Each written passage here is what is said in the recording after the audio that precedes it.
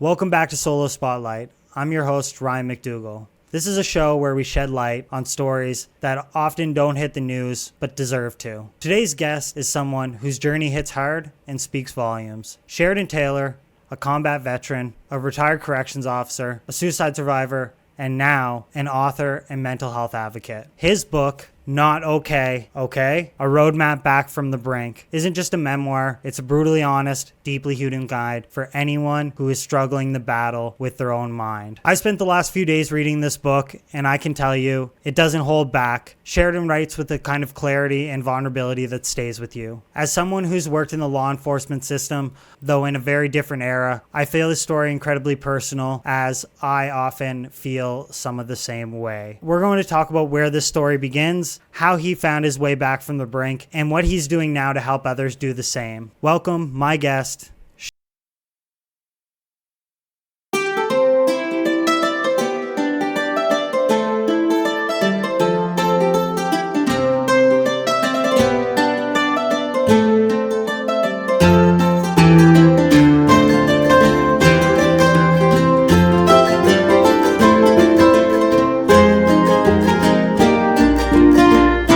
How you doing? I'm doing all right. It's been a rough couple of weeks, but I've found a place where I can be okay with everything being awful. So that's pretty damn awesome. Yeah, it's kind of. I read this book. I forget what the book's called, but it's aggregation of marginal gains. It's like as long as things are like going in somewhat of an upward direction, they might not be great, but it's like at least if we're slowly climbing or like incrementally trying to like bump up, we're doing all right. So yeah, rough couple weeks. So for those that don't know your full background, how do you usually introduce yourself and what you do or did prior? Well, I don't know. Let's see. I don't have a usual way of doing anything anymore. So what I do now, I consider myself retired from the world in terms of employment and careers. I'm a mental health advocate, maybe even an activist. I write and blog or not blog, but I don't know, stuff on the internet. Sometimes I do speaking engagements, but not very often. It's exhausting for me. I'm actually very introverted, so it's just hard.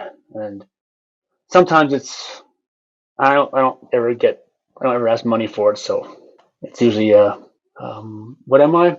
I want to describe myself. What do I do now? I'm a dad. I'm a dad. I'm Well, a well husband. said. I'm a Yeah. husband, at least for a while. And I help people. That's what I do. You've worn a lot of hats: soldier, former corrections officer, now author and advocate. Which role feels most like you right now? All of them. Because they are all me. If I hadn't gone through what I'd gone through and been what I'd been through and done what I'd done, I wouldn't be where I am. That was a pretty seminal moment a few years ago when I was able to actually be truly grateful for all the awful shit I've survived. You know, be grateful for my pain, be grateful for the grief, be grateful for the madness I went through. Because by undergoing that fucking awful shit, surviving it, finding a way through with a lot of help from a lot of people, I can now turn around and go back into that quagmire, that muskeg, and meet people in there and try to help show them ways that they can get out. So I can be grateful for that stuff. Right. I think it's important that a lot of people like you can't. I always like tell people that I work with and friends of mine, like, you have to like touch grass, right? Like you have to kind of know where you came from and where kind of home is for you, and where, as well as like the experiences that you have. So like you can't get too like lost in the sauce in a way, where you're kind of just like all over the place and you kind of lose sight of like what the actual goal is. And again, it's a good way of recognizing like what you've done in the past, and like kind of, if you get too far away from it, it becomes harder and harder to revisit it because you just want to Yeah. pack that away. You also don't want to. You want to live there though. No, That's what trauma was. Like that's what trauma is. Not being able to let go of yesterday. Not being able to accept that what happened just happened. Like, acceptance doesn't mean forgiveness. This doesn't mean it was okay. When something awful happened, it was awful. but we get caught in this point where we can't let go of it. We can't just like, we get caught in this idea that something bad happened, or several things, or a long time, whatever. And we this idea that I want it to be different. I don't want that to be that way it happened. And so we don't just accept that it did and let go of it. We get caught in this loop of trying to relive it and change it, which is impossible because it's gone. So knowing where you're at, or knowing where you understanding where you came from is really important. Otherwise, you don't know where you're going. But at the Right. same Right. time, you You have got to to have. yeah, you got to compartmentalize it and like be able.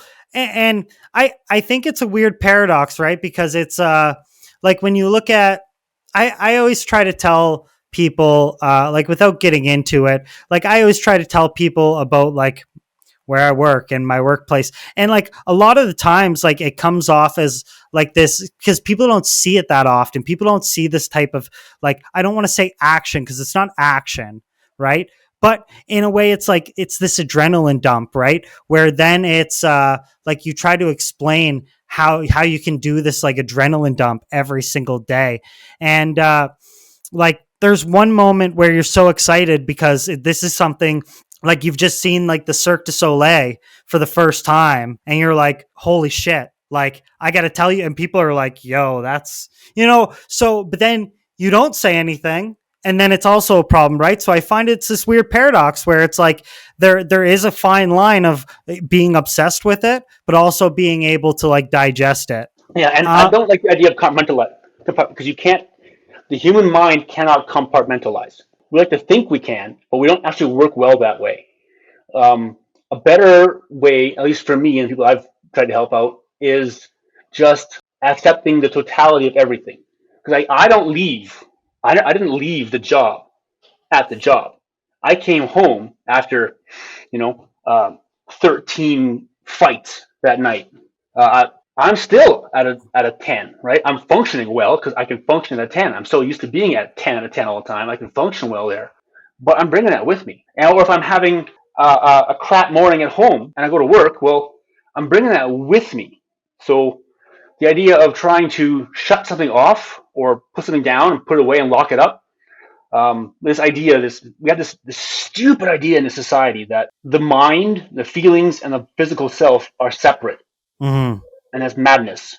It's literally impossible. If you think about it, our feelings, our emotions are literally physical because they are sensations in the body. They are neurochemicals moving up and down the nervous system, connected pathways in the brain opening and closing. That's physical stuff. That's Mm-hmm. tissue moving around, right? Energy happening. So the emotions are physical, and the thoughts, the electronical crap zinging and binging around in our brain. So we can't separate this stuff. And by trying to do that, this idea of shut it off. And I used to teach recruits this shit idea of shutting it off, pushing it away, and carrying on. Well, that's functional disconnect, and it's okay, right? It's okay because you can't function well in a correctional setting or any emergency situation if you are reacting emotionally. You have to have certain instincts built in. That's where training comes in. But at the same time, if you're not able to access your cognitive function and you're acting in pure rage or pure fear or pure whatever, well, it goes real bad for everybody all the time. So you got to be able to disconnect the emotions to function, but then no one ever teaches us to reconnect to them. And that's where shit goes bad for us. When you talk about like the views on society, uh, I kind of believe in the idea of that it's often a perspective based thing where it's you don't know how it feels until it's in your backyard, and it's easier said than done. And without that, because I how am I trying to say this? I feel like a lot of people, there's a disconnect because it's based on experiences. So a lot of the time it's you can't be mad at someone for not understanding if they haven't lived that type of life. And I have a weird like setting, like, I don't settle well with that, right? Like I expect people to be on the same wavelength that I am, and like expect people to be thinking, and it's a disservice to me because then you're letting yourself down, right? Or expecting people to be on like the same emotional train as you are. And it's, and in a growing world with more where like diversity is a big factor, how people believe in things, how like culturally things are accepted. Do you think it is kind of this like perspective based thing? And like, how much do you think that does affect like stigmas on mental health? 100%. We have so many dumb ideas, and it's generational too. Because first of all, the way humans work is, I'm always right. I'm always right. That's just how it works. I'm always right, and what I know is correct. That's not necessarily true, but that's how we work, and we have this tendency to function at a surface level. Um, we have people with many, many, many opinions, strong opinions on any given subject because they saw a meme or a headline, and that's all the information they have on it. But then they have some previous experience and knowledge from something unrelated, perhaps, and they use that to validate this opinion on this subject, and they're often, if not usually, wrong. We get back, and then we get caught in this idea that I have to be right. Now you say I'm wrong. Well, I got to argue with you. We have, And and some of that is passed down just from school, right? The idea of there being the right answer, right? There is one right answer, but there almost never is. 1 plus 1 does not always equal 2. If I chew and one piece of bubble gum and one piece of bubble gum at the same time, I got one big ass piece of fucking bubble gum. right. 1 plus 1 is 1. Hmm. And you have this idea where you look at law enforcement agencies or like these bigger agencies, and it becomes a lot of this mob mentality where like you see a lot of stigma against each other, and how a lot of the idea of like, well, this person doesn't like you. Okay, well, I don't like you then too. Right? And Right? then this idea of us versus them, right? Right. Um, the complete and total this idea of we're separate from society, we're sheepdogs, and they're sheep. Men Well, amongst men. right? And so we have to be tougher and harder, and this idea that we're not supposed to experience our feelings, and we have to push them down. I can't let you see me having them because then you'll judge me for being weak, because emotions are a weakness rather than a natural part of our fucking body working. And we have this idea too that that we're different somehow. That all of us, any of us, are different. We're not different from the cons, the inmates, Hmm. or the public, or each other. Yeah. The human body hasn't changed very much in a very, very, very long time. Right? Homo sapiens has been Homo sapiens for a while now. Pretty sure it's pretty sure we're all the same. And yeah, this idea that stigma, well, that's a holdover from, I don't know how far back it goes. I blame the Victorians because I hate the Victorians. I just do. They're stuck up bastards. But this idea of stiff upper lip, right? Push the emotions down, right? Think, be logical, rational, only, and that's impossible because every emotion, every thought, every decision you've ever made in your life is based on an emotion. It's based on the presence or absence of fear. The first everything we perceive all the time on levels you can't even pick up all gets scanned first by the amygdala, the limbic system, for a potential threat. If there's no threat, then it gets allowed to process through and get dealt with by the other part of the brain. But the amygdala looks for it first. Threat. Is there a threat? Is anything in this thing resembling a threat? And that includes our internal environment, that includes our thoughts, which is what happens when we get to PTSD. And I would spend my life in terror, triggered, angry all the time because my thoughts were telling me I was scared. I was scared of my thoughts. So there is no such thing as a purely logical, rational decision. First and foremost, it has to be scanned by the amygdala for the presence of a threat, fear or no fear. So there goes that theory at the fucking window. So then this kind of brings us into like going through your experiences and how that like went about. Was writing something you've always had in mind, or did this come up as like a place of necessity or something that you needed to share? Well, at the time I started writing this, I was most of the way out of madness. Um, so the way it came out, but it was a total accident. 2016, my oldest son was born, and the only way I could see to prevent him from living my life and turning into me, the way I became my father and he became his father. I mean, my family, generations of military. We're veterans and we're indigenous, so we just pass trauma around like Christmas fruitcake, man. Just awful. So I felt I almost had two options: um, turn him into me or kill myself to stop that. Unfortunately, or fortunately, a time for me, unfortunately, the idea of doing that was unbearable. First and foremost, because it meant abrogating my responsibility. And goddamn it, I'm a goddamn master corporal. I'm a paratrooper. I take responsibility at all times. My duty is my honor. And then there's also this tiny little thing going on where I just couldn't stand the idea of never seeing him again. I couldn't stand that thought. So I sabotaged the attempt. So I don't know if a success or a failure, either way. And I decided to do something truly courageous and brave and ask for some help.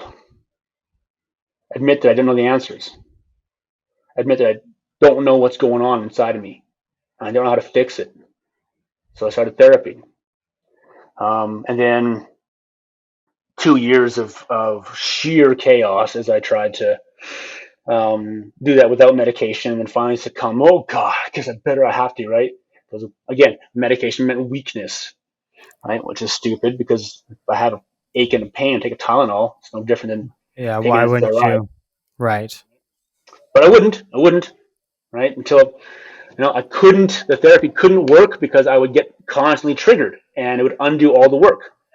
So I Hmm. needed to take a medication to slow my reactions down, bring the serotonin levels up in my brain, dopamine levels, so that my chemicals and my body chemicals even out, so I could function like a human being instead of a psychopath. And then with that, I started leveling out. Therapy started working. That sped everything up. And momentum works both ways. If you can spiral down, you're never going to, or you can actually build momentum and work your way out of it faster too. So I did that, and I realized that I had been passing on all the same lies and bullshit that I'd inherited about, rugged individual and emotions are weakness and crush your enemies and driven before you and all this stuff that made me crazy and made me a really shitty human being. I realized I had become so messed up that not only had I lost my moral compass, uh, I had skewed my moral compass. I actually thrown it away. I'd become an actual monster, and I was proud of that. And that was unbearable. So I kept hiding from that in my own panic. And so when I started getting level and started working my way to something resembling stability, I decided I needed to tell everybody that I had taught the wrong shit to that I had taught them the wrong shit. And you're going to follow me down this path, and I don't want that for you. And since I trained, Like a memo back. right? Like, Yeah. fuck, you know, Sorry. yeah, my bad. Yeah. Everything I taught you about emotion and shit is bad. It's just, how do I know? Because I just tried to kill myself. Yeah. Didn't work out well for anybody. But so I started just, I've been fairly open and transparent about my PTSD diagnosis in my corrections career. And I've been, on the one hand, trying to tell, especially junior officers, get help if you need it, look for help if you need it, ask for help if you need it, you know. But that's not what I was modeling. And whether you're a leader in the military, corrections, police, whatever, or a parent, no one does what you tell them. They do what you show them. If you want to be a leader, people aren't performing the way you want to perform. Then look at yourself. You're not performing the way that you want them to perform. If you want your people or your children to behave in a certain way, you have to model the behavior and then they will. You can tell a kid, don't do this all damn day. I promise you. He's just going to do it where you can't see him. How do I know? I was a kid. I got kids.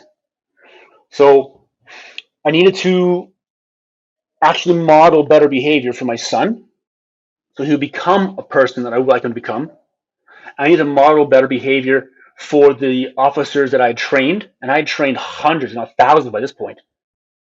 Um, I needed everyone I had ever misled to understand I was wrong, and there's a better way, and this is the way to do it. So I started putting all my struggles out on social media, very openly and honestly, um, and that started to have an impact on a lot of people.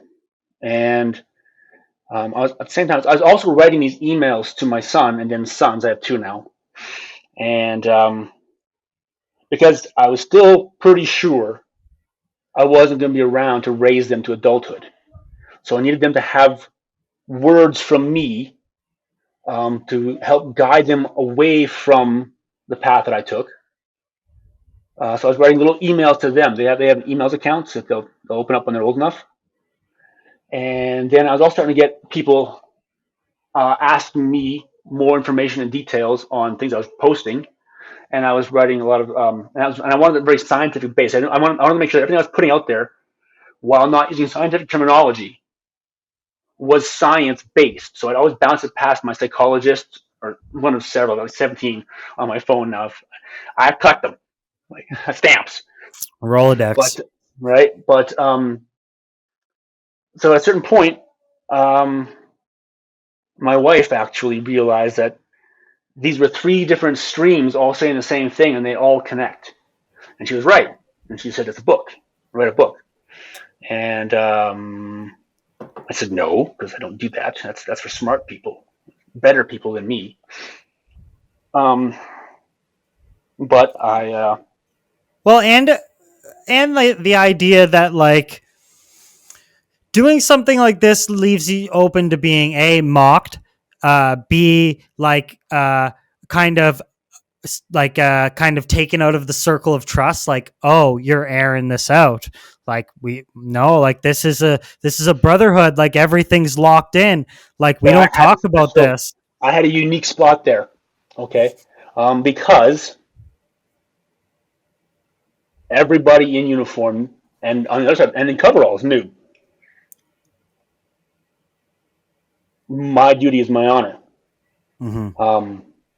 And mocking me doesn't really happen in person. It might happen on my Right. back, but I don't hear about it. But also I've worked really hard on both sides, um, to be honest at all times, as honest as possible, to keep my word, to do my job as best of my abilities, and when it's go time, I'm the first guy swinging. Yeah. Um, so and I had a certain level of seniority, and then of course I have all the military stuff, and I got all the tough guy tattoos, all the Right. overcompensating bullshit, right? I got the Right. medals, ooh, all that stuff. So I had this unique niche, but I'd also been training people for a long time too. And I Yeah. was the tough guy, scary sergeant. I was the psycho sergeant that everybody was terrified of, and then became the super softy sergeant, the big squishy teddy bear at the end, right? Right. So I had a unique niche, um, so I didn't have a lot of that stigma. At least I never experienced it. Right. Quite the contrary. Like there was more positive acknowledgement to actually do it than there Yeah, probably was. yeah. There was a lot of like kind of thing from a lot of people because it's a scary thing. I mean, it was scary to me, terrifying actually. But I think it's it all depends on what the intention is, and like as long as it's in good faith, right? Like right, I intention think if matters, it's yeah, I think if it's done in bad taste, that's where you see a lot of flack or a lot of kickback. Uh, right? Initially, when I started this, it was a lot of like, oh, you're gonna talk about, it's just a big joke, blah blah blah. And then I started bringing people on about epilepsy awareness and like advocacy for monocular vision, people with one-eyed vision. And then people were like, oh shit, okay, so you start to like get like those people that kind of gave you that little like thing, you start to get their nod. And like for me, and kind of where I try to put my perspective, I say like, that's what I'm looking for.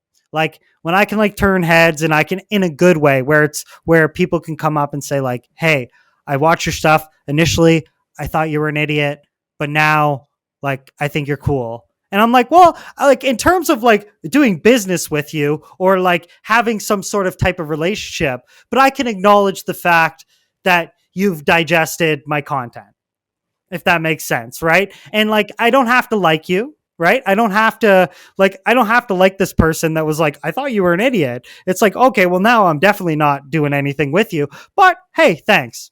I appreciate that. That's nice. Right. The book. When the book came out, the book was, it was an accident. My wife told me to write a book.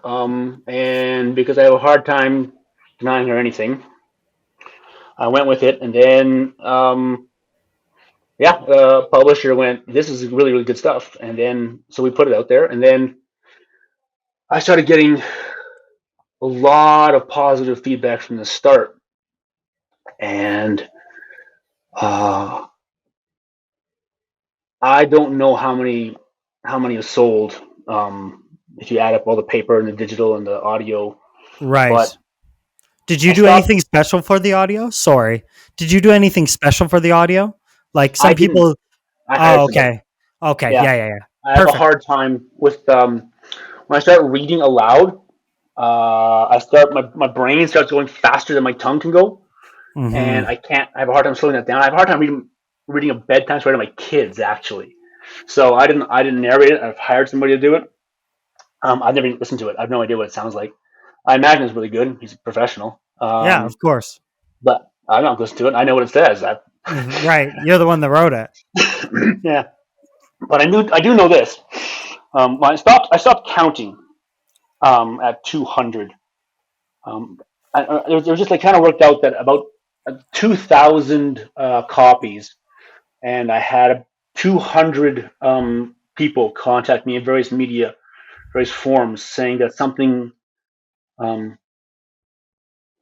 the book helped them find whatever it was they needed to find to begin their own therapy, or to not kill themselves, which is awesome, or stop substances, or try to work on their marriage, or something about just having an overcompensating, insecure, tough guy, an old man, say, okay, this is how I fucked everything up, and this is what it did to me, and this is how you can avoid that. Or if you're in the same spot, this is a good way to get out of it, like this or this or this. That really hits. Stories are powerful, man, as you know, right? That's why you tell yours. Yeah. My question is, what was the timeline of creating this and actually compiling? Because the first thing that struck me was the 100 chapters. So was there a specific reason you did 100 chapters? Was there any structure in the length? Like what type, or was this a collection of thoughts over time that you were able to categorize, or like in numerical order? The number of chapters is a complete accident. I mean, let's be honest. Some aren't really chapters. Like it's like 2-page chapters. That's not a chapter, right? Yeah, but, like some are like a haiku. Yeah, like some I read and I'm like, I read it and I'm like, oh, next chapter. I was like, okay, cool. But what I found was, though, it never broke for me. You know what I mean? So one like streamlined into the next, and I was still like, okay, it's carrying the same theme. I understand what's going on. So I never really worried about that. But that was one of the things that I caught right away, where I was like, 100 chapters. And I wonder if there was any like specificity in how this was like organized. Cause sometimes you see people make like crazy long chapters or crazy shorts. So it just flowed. Like I said, a lot of it was social media posts, emails, and letters. So when I put them on, it's just compiling, I was like, at first they're just chronological, right? Right. And that kind of made a lot of sense because I guess how it built, right? It opens up with me and then explaining my anxiety attack from like the Right. inside, right? And it just builds from there, and it just follows my progression through ups and downs, and shows you, that recovery from mental illness is not linear. Mm-hmm. It's not a steady upward progress. It's like the No. stock market. Just Yeah. hang in there, and it will go up steadily up, but Yeah. you're gonna hit some bottoms, right? Always. And then there was some like some parts where I'd be like, okay, chronologically, this email doesn't fit right behind this thing, but it Right. It fits doesn't over make here sense. really good. Yeah. So there's a Yeah. little bit of that, and then there's the big middle part, the part two, wasn't part of my original plan for the book, but the publisher said, "No, man, this you have to do more of a detailed plan, an actual roadmap, a little more detailed than what you have here." And I was like, "All right." So I had to write some actual thought behind that one, and Right. writing, ugh. And then yeah, and it mostly just flowed though because I'd already put this stuff together over time. So compiling it was probably about a 2-3 month long process, and then writing Right. the new bit, um, even that didn't take very long because I basically just took bits and pieces out of the previous bits, smashed them together, cut and pasted things that didn't work, and then rewrote it into a logical sequence of words and paragraphs. Right. So yeah, it how long did it take? It took about 2 years to do all the writing. How long did the book take? 2 or 3 months. And in terms of the publishing side, what did that look like? Was there multiple people that you had to reach out to, or was it? Is there like a standard publisher in Canada? How does that work? No, so publishing in Canada is trying to go to like the major publishing houses is extremely difficult. Most of them will not deal with you; they will only deal with a publishing agent. So you have to Mm, hire somebody who takes no, or right. they take a chunk of, and they decide what does and doesn't get published. The Right. publishing house doesn't decide; they decide who they're going to take on. Can they make money off of this book? Do they think, right? Right. So that's how most of the big houses work. And the smaller publishing houses, they're independent ones. Um, they'll take you without an agent, but again, it's about does this, and some of them are funded by grants or federal whatever, so they can look at different areas, but they also have to look at what's their genre, what do they specialize in, right? And then a lot of them are ideologically motivated. So the bit I have in there about how Marxism is evil doesn't sell well for a lot of people, Right. no matter how Right. true it may be. Yeah. So, but I was also, like I said, I wasn't stable. I was mostly stable, right? Hmm. So I had this idea that if I went to the same self-publishing house that like Jocko Willink and David Goggins and Brene Brown and these people all utilized, Right. I'd get the same success and help the same number of people. Of course I would. Right. And it's possible. It's possible. However, I didn't have the kind of money to sink into it that would have given the kind of marketing publicity that they got. I'm not saying my book matches any of theirs, don't get me wrong, but I didn't have the funds to put into the marketing publicity, so I didn't make the big time. Right. Um, And when so, you look at that, sorry to cut you off, but when you look no, at that, this isn't like, I think what people don't understand is when you get into this type of like mainstream, like when you want to get in with the big dogs, it's like you're not talking like, oh, it's going to be like a few $1,000 and it's going to be a couple. It's like, no, you're talking 3, 4 people involved. You're talking hundreds of thousands of dollars of yeah, advertising, publishing, mortgage your content house. creation. Right. Exactly. Remortgage your house. And then you can think about like creating a book like that. And that's where people I think don't necessarily like like where if you're not actually doing it, and this is where it comes down to this perspective thing. No, no, no. It comes down to this perspective thing where it's like it's hard to get like this respect you deserve because people don't actually see it through your eyes. So Yeah. it's like, unfortunately, you'll never like, unfortunately, like people can appreciate it, but like you're really the only one that can like appreciate it the most, because it's like everybody's only getting little bits and pieces. Like they seen a post there, they seen a post there, but in like the totality of things, it's like, oh yeah, like it's monumental when you look at starting anything like this. So And yeah, so I had this idea that um, I was like I said, I was mostly stable, but I was still 25-30% bananas. right, just So I manic. right, so I had this idea, and ours too was like this big backlash too, because I've been so miserable for so many years, and I'm at this point where I'm having periods of calm and periods of joy. Man, there's these huge pendulum swing to happy, right? And so I bought into the whole idea that I'm going to publish a book, help everyone in the world, and make billions. That I can Right. then take care of my family and funnel back into the. I'm going to fuck yeah. Yeah, I'm gonna make 20 books. I'm gonna be, yeah, Yeah, like didn't happen. But here's the thing. The money I invested into it, and I consider it an investment, not a loss. The money I invested into it um, came back to me through other means. Just the right, universe said, "Here's your money back. right, right, Refill your, take care of the stuff you need." So I got right, all the money back from other areas. Strange and bizarre things I never would have foreseen, but it happened, and it was right. amazing. Um, so now I do think the I have control over the prices of the books and whatever all Right. three media. So they're set as low as they can be set to Oh ensure yeah, it that wasn't. you need. I got myself the paperback right here.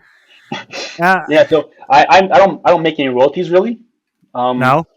but no matter where you buy it, because I set it so low. But that guarantees that, or at least not guarantees, but that's my way of trying to ensure that people who need it the most Get it.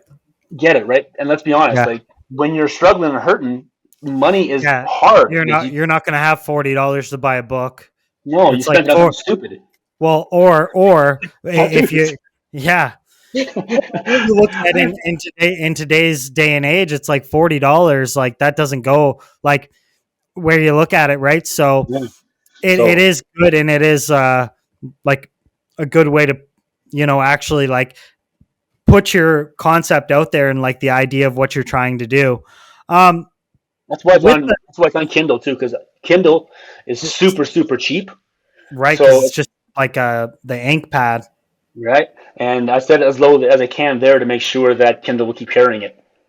So yeah, so I don't make any money off it. I'm never going to get rich off it, but back to the 200 thing. Okay, so like I said, somewhere around 2,000 copies moved, and I had 200 people contact me saying that something in the book helped them save their life. They said the book saved my life. He said that's not true. Something in the book helped them find what they needed to save their own life, to stop using substances, to save their family, do something. So 200 people replied to me. How many more did it help? Didn't contact me. How many people Who did knows? those people have? Like Yeah, how many lives did those impact? So yeah, money. I got no fucking money, but I am yeah, one rich motherfucker. yeah. It's like You the know? idea, like I might not have money, but like you're rich in love, right? And Mhm. and with that, the the idea of these like getting this type of engagement, 200 people is huge. Was was it all different types of stories, or was like were certain themes more like prevalent when people were giving you that feedback than others? No, it's all the same story, man. Like there's the variants, like they're variant, but the thing is, man, we're all hurting the same way. We're all feeling like we're lonely. Mm-hmm. We're all feeling scared because they have no control. We're all feeling like we're victims. We're all feeling like we don't understand what's going on. We're all feeling.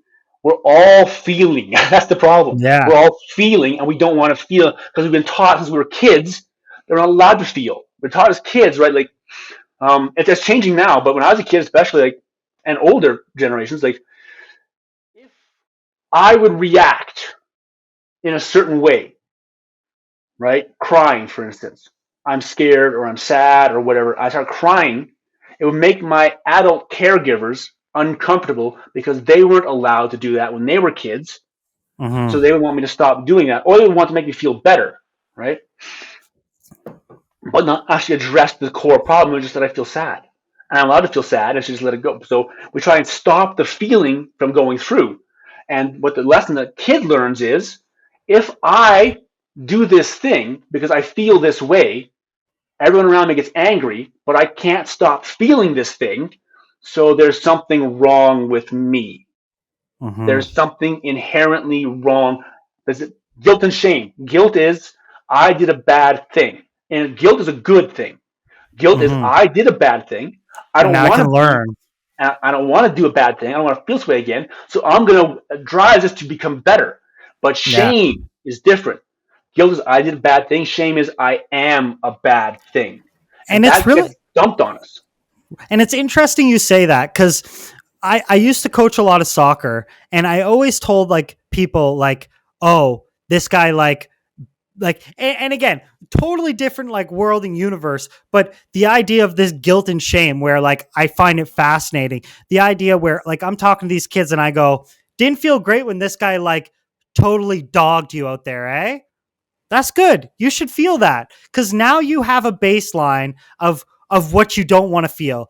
Oh, you scored a goal and it was a banger. It was like, what did that feel like? What was the feeling when you hit your foot? What was the feeling when you're like people came over and congratulated you? Like you probably want to recreate that feeling, right? And now you have to decide what you're willing to do and the work that it takes to actually get there, right? Like and even when you look at sports and I'm talking sports like these kids are like 10, 9 years old, right? And like the way we tried to teach them was like, well, we're actually at this point, it doesn't matter how skillful you are. Like you could be out there like tripping over your feet. Like we're just trying to coach attitude. We're just trying to like mold you into a good kid A and a good good human. human. Yeah, just a good human being. So then when you get those opportunities, it's like, well, you're already there. We already set the tone for you, right? But this thing of guilt and shame, right? Of like guilt is it's fun to feel like guilty over stuff. It's and because it gives you an idea of like what I want to recreate and what I never want to feel again. 100%. It's like all emotions. I mean, look at anger and rage, right? I was a ball of rage. Anger is a positive emotion. It's useful. It motivates us. It drives us. Anger can Mm-hmm. be aimed. Anger is something's wrong. I'm gonna fix this shit, right? Anger is a bullet. I can aim a bullet and do something. But Right. rage is a hand grenade with the pin pulled, It's right? just It's gonna go brewing. off, and everyone's gonna fucking pay, including the Mm-hmm. guy holding it. So Yeah. but as kids, and then as a grown ass as a man in Canada, I'm allowed to experience four emotions. I'm allowed to feel four things. I'm allowed to feel hungry. I'm allowed to feel tired. I'm allowed to feel horny. I'm allowed to feel angry. I can't feel anything else. Anything other than that, I'm weak. Right? Mm-hmm. So this is the message that kids get taught. We're trying to change that, and I wanted to change that for officers because in the military and in paramilitary safety, we have this idea that we have to be emotionless. We cannot experience emotion, which is Mm-hmm. impossible. And we try to do that, that you cannot shut off an emotion.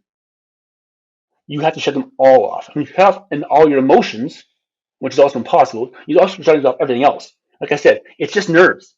So I Mm-hmm. was so successful. I was so fucking crazy. I was so successful at shutting off my emotions, sort of, that I also didn't experience pain or fatigue or Mm-hmm. hunger because I turned Right. off. I wouldn't allow myself to experience any messages from my body.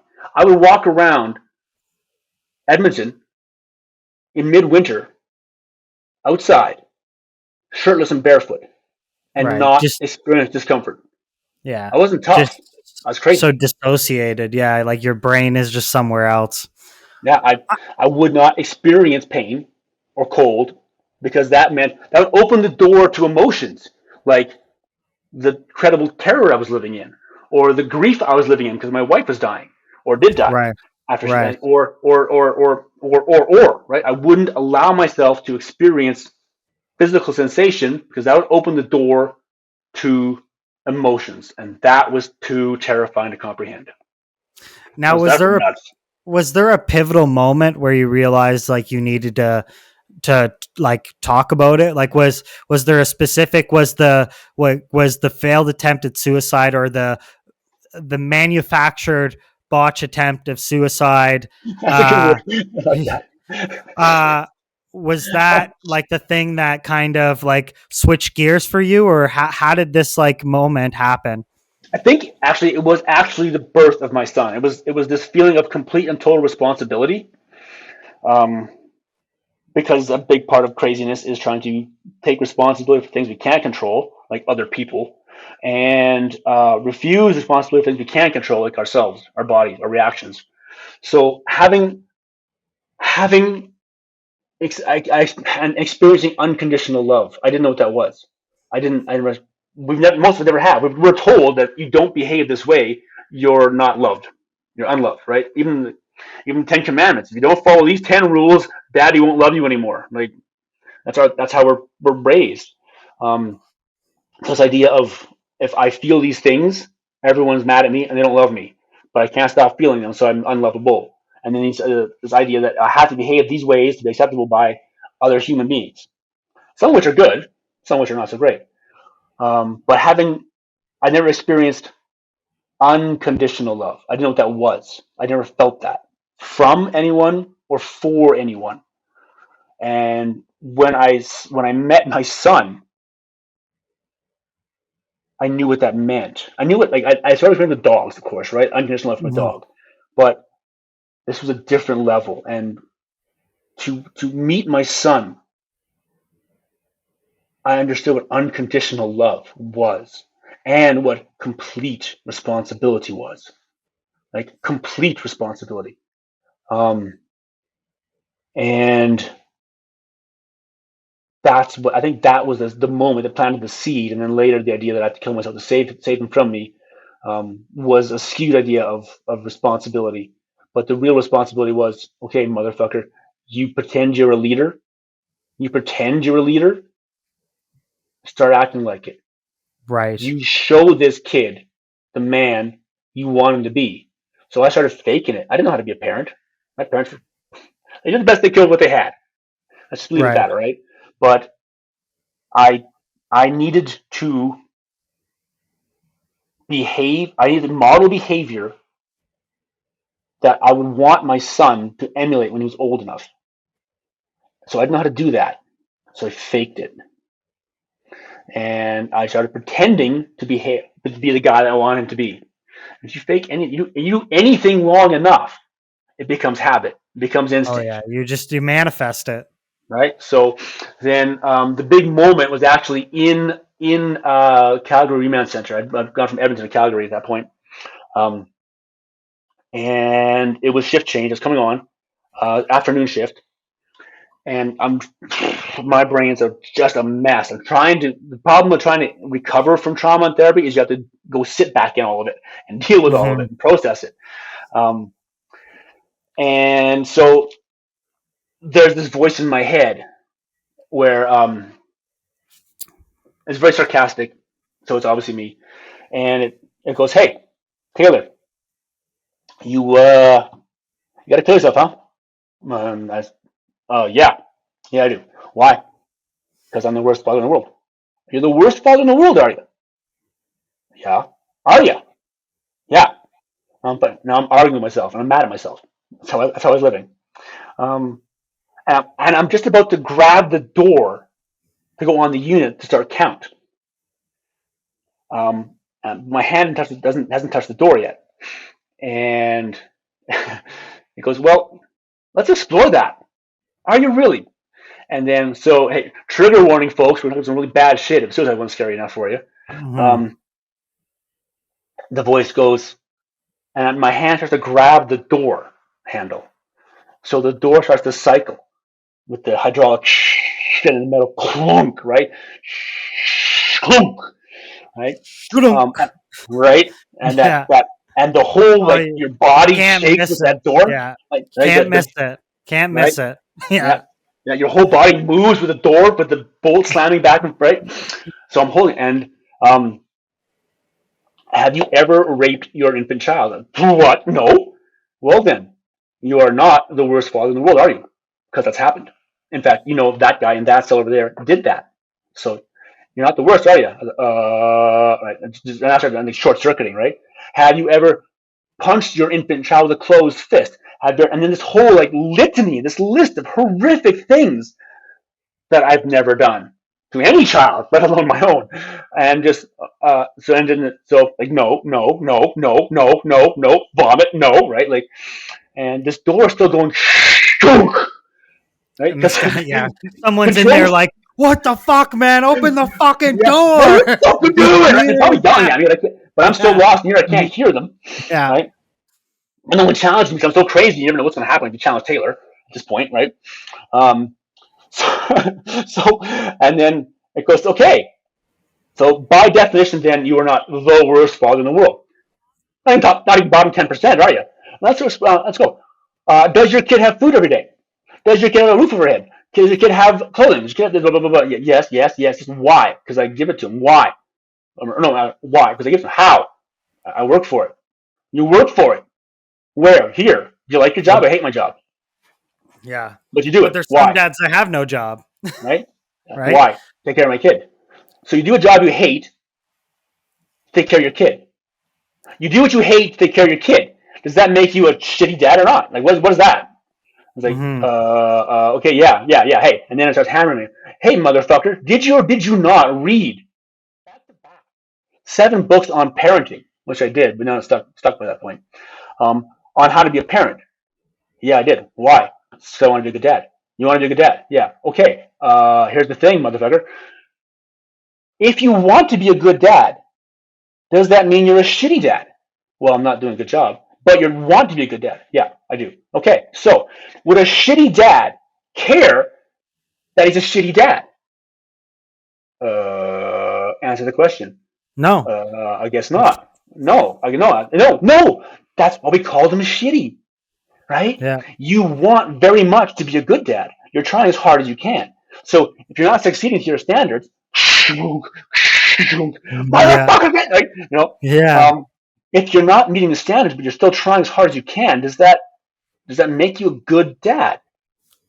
I think I had an aneurysm. I think something popped at that point, right? And I said, I guess that makes me a good dad. You guess. You guess so. Hey, here's a question.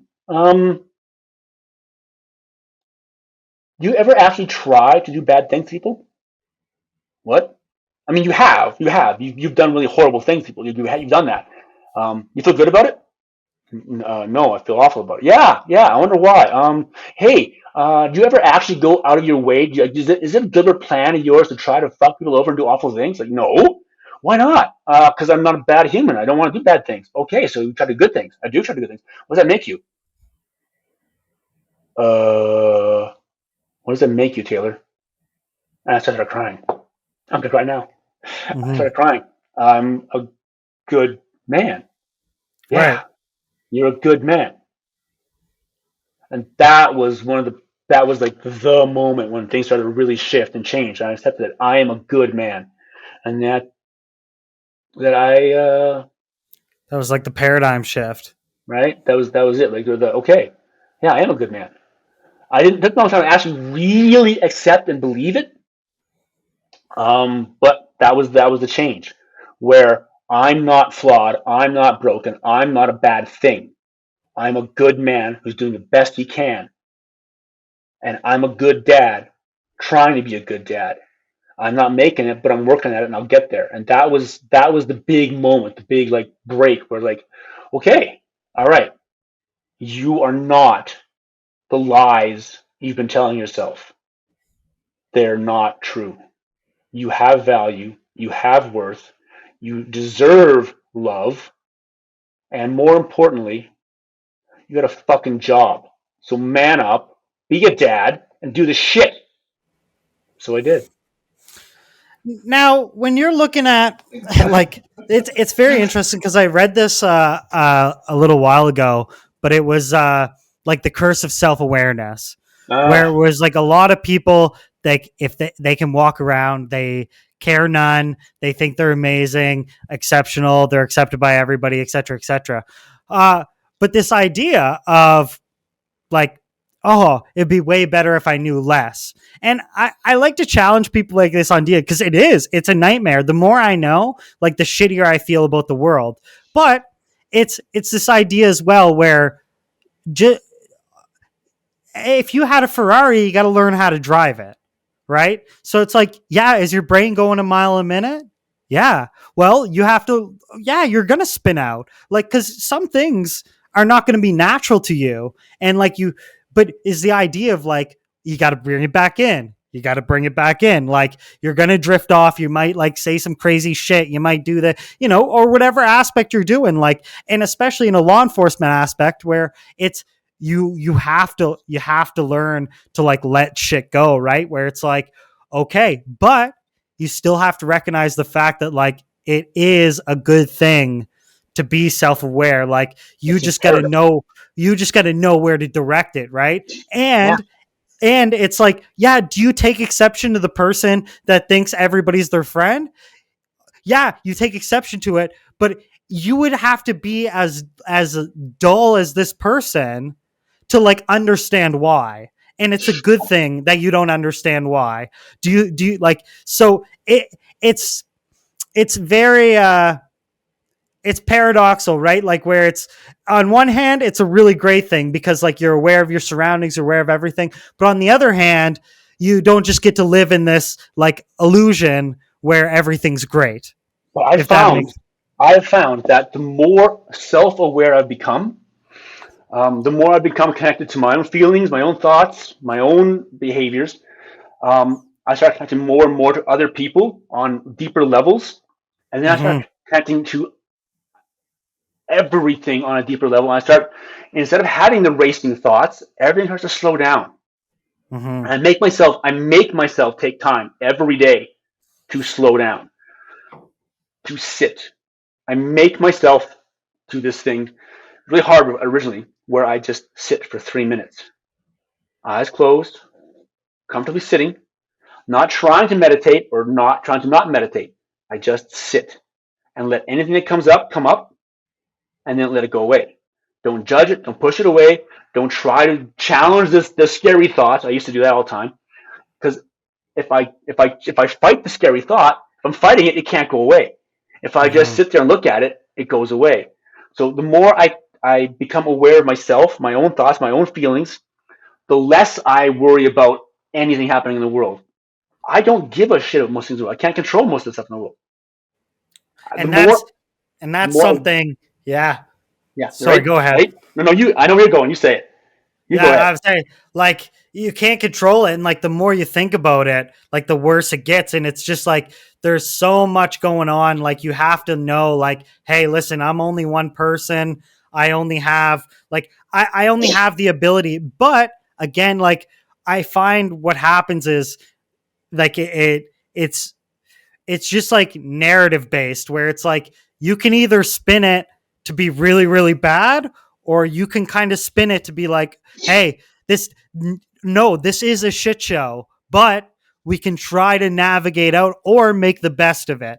Hey, Yeah, no, this isn't fun, right? Like, no, I don't want to do this, you're right. Or no, I am annoyed, but guess what, like, that's like not everything is going to be like this. Like, I'm living here with 7 billion people. Like, I can't look at myself as like main character syndrome, which I started to learn about. we're all guest stars in everybody else's movie, man. I'm the star Right? of my movie, but I'm a guest star in yours. You're a guest star in mine. You're a walk on, right? And you're like, Yeah. so Well, and it's here's, go. No, sorry. sorry. Go ahead. Okay, so the control thing, right? And that's huge in corrections because it's all about control, control, right? We're going to Yeah. control humans who can't be controlled because they're crazy, Mm. right? And then there's the inmates. Um, so, but what I figured out for me was by choosing to accept I cannot control 99.99 something percent of everything in the world, including me. I control my behavior. I can Right. influence my thoughts. I can't control my emotions. Right? Predict. I can control what I can. I control what I do. That's all I can control. Mm-hmm. I can't control anybody else or anything else. But what I can do is choose to not control, to release control, to accept. And that is a choice. And by doing that, I have given control to myself. I have taken control in my own mind, but I don't need to control this thing because I've chosen not to. I'm not going to bother with it. It's like if I grab a snowball, if I grab a fist, I do this all the time when it's wintertime with people.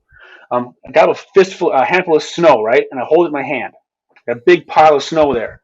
That snow will sit in that open hand for a very, very long time. My hand will get cold and freeze and I'll drop the snow before it melts away.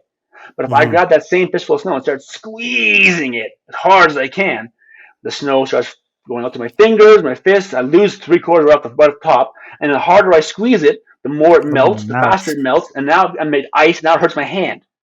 So the more control I try to establish over things I can't control, the more it hurts and the more control I lose.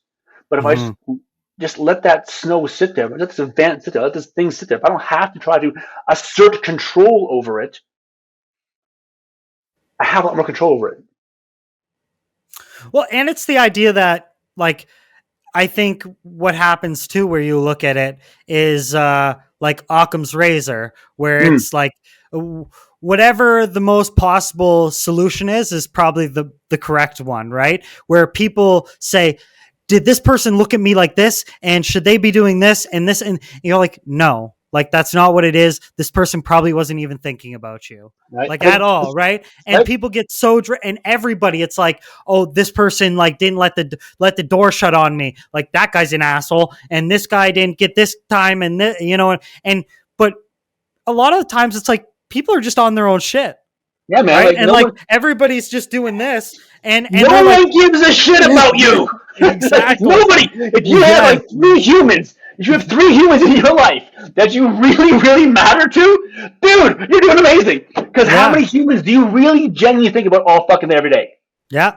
Well, and when you look at like these big facilities and when you look at these big workplaces, what I try to explain to like recruits and stuff like that is like, dude, tell me about a time where you could go in a room and know 120 people. It's not it's not possible, man. Like, so you have to like relinquish some type of like ability to like be what's the word? Like not appeasing, but like you're not trying to please everybody. Like you have like you have integrity. Like I always say, listen, whatever action I do, I'll sit down with the people on the top of the porcelain throne and I'll scream it to the rooftops. I was like, but I'm not gonna like justify this to people, or I'm not gonna. And this is the way I work. And if the powers that be have a problem with it, by all means. And I have no problem like justifying this action, but the idea that like, is this person doing this for like some sort of like negative circumstance or like trying to like consequence or what? It's like, whatever's going to happen happens. Like never attribute to maliciousness what is more easily and likely explained by stupidity or apathy. Exactly. Yeah. Right? Very few people are generally trying to harm anyone else. They're just stupid or they're lazy. And sometimes people are just ignorant. Like sometimes, and you just have to just go like this. All right, I tried. Like I tried, man. But like, I have no problem throwing out the life raft and trying to help you. But at some point, it's this. Like I just interviewed Alana, and she her brother was diagnosed with epilepsy. She's doing a walk this Sunday. But she talked about this idea of like she went and did hypnotherapy, and she said the biggest notion of it was this isn't going to work if you don't think it's going to work. Exactly. Like hypnosis, all hypnosis I've done it myself. All hypnosis is self-hypnosis. You cannot be hypnotized. Mm-hmm. And it took me like 8 weeks of yoga nidra to relax my body and to hypnotize myself. But it's amazing. It's such a powerful tool. But it's crazy how much that translates into other aspects of like, oh, you want to teach someone? Well, if they're not willing to be taught, you're just wasting time. Like, and you can't take that personally. You have to understand that like that's just a function of life. And like unfortunately, like this person is going to have that paradigm shift, just like you were at Calgary Remand, where you're talking to yourself. Someone's going to have that moment where they're like, oh, okay, right? Like, but you can't force that on someone. And I think like I think it's this idea of like self-understanding and acknowledging things and being like, hey, don't touch the hot stove. And then they're like, get the fuck off me, get the fuck off me, right? And then they go do it, and you're just like, all right, man, let's get you some cold water. I do all the time. Instead I of can doing tell I you, told you don't so. touch the hot stove Yeah. 100 times. But But then and it's the idea of like, but I think what happens with stuff like this is like people lose faith in humanity, and they go like, oh, this one guy crossed me, now fuck everybody, and it's right? really awful in corrections specifically. Well, all law enforcement corrections, all and first responders of world period, because our entire reality is dealing with the awful side of life.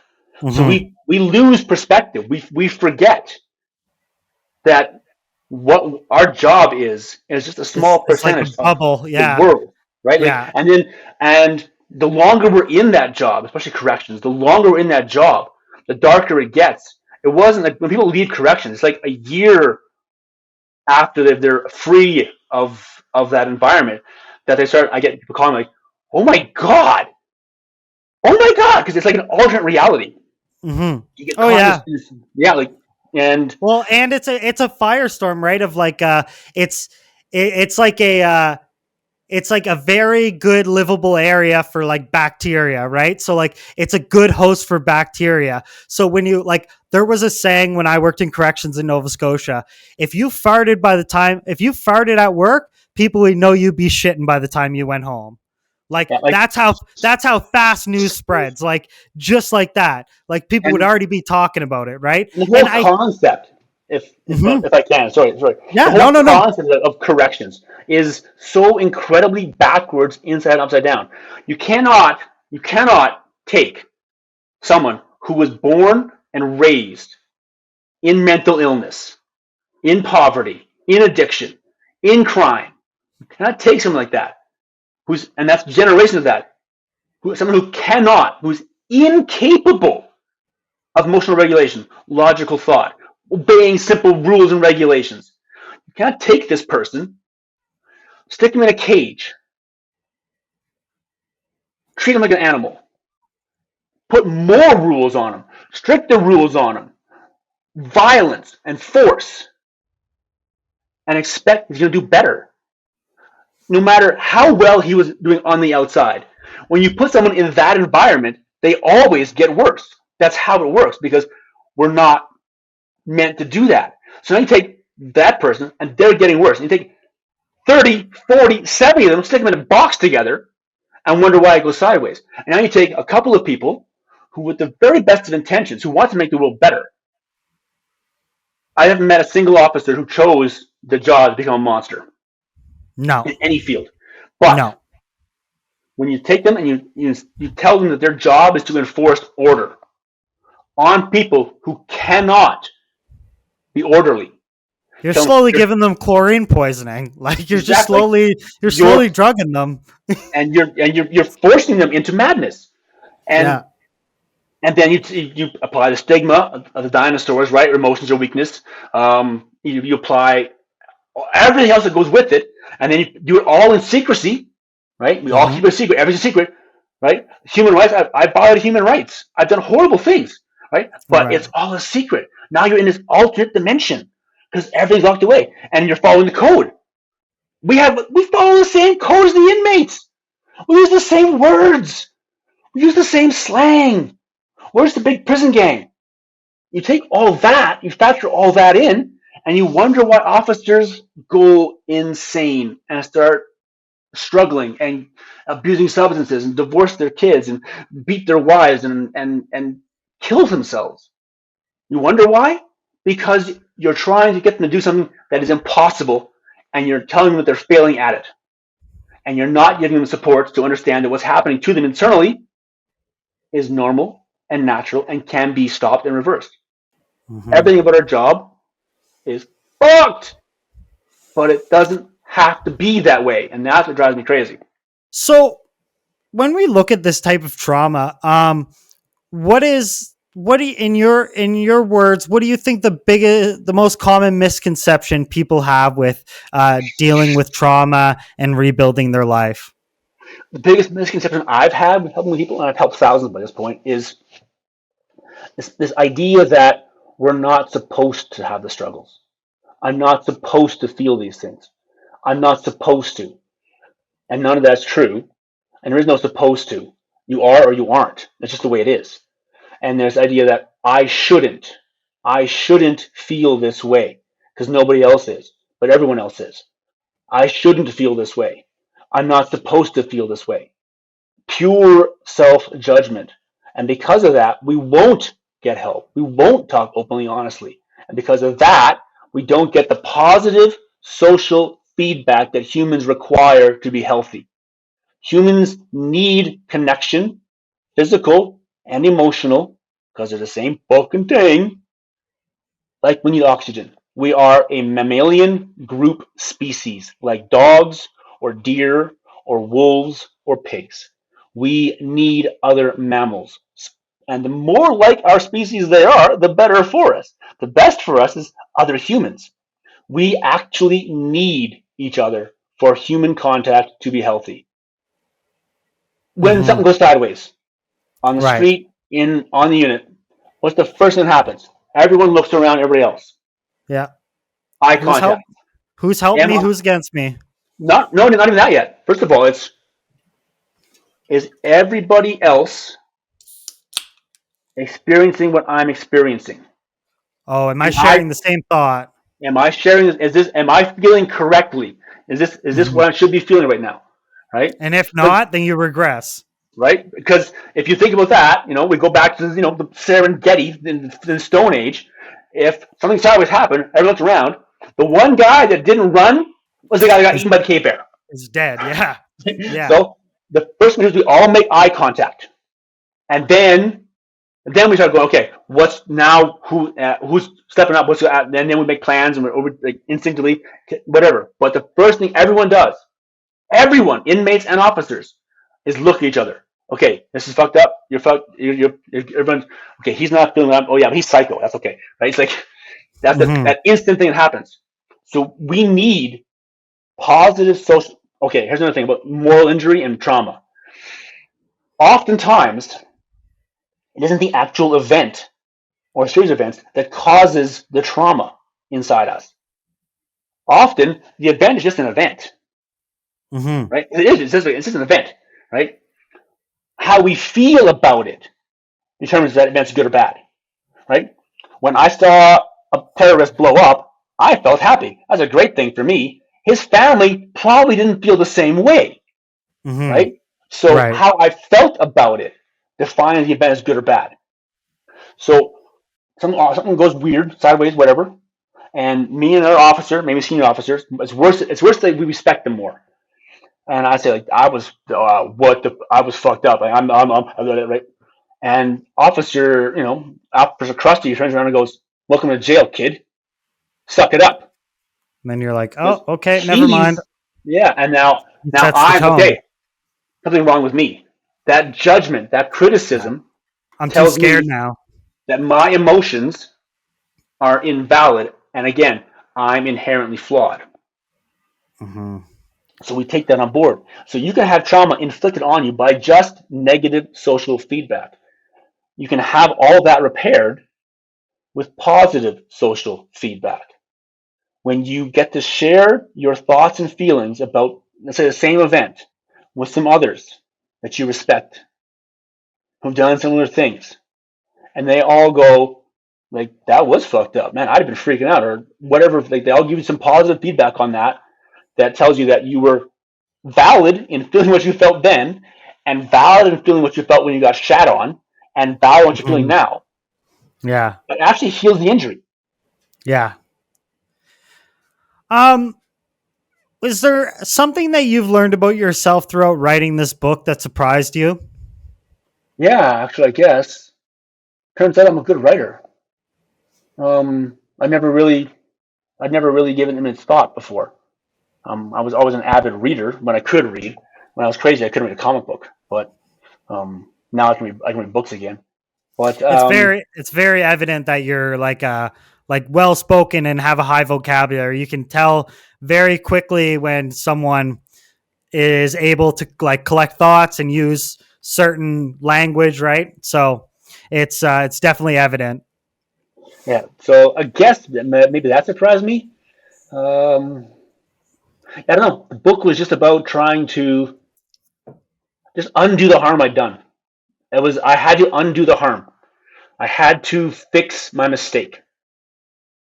And then it started snowballing from there. And now it's about I have to help as many people as I possibly can. Rule 4. Mm-hmm.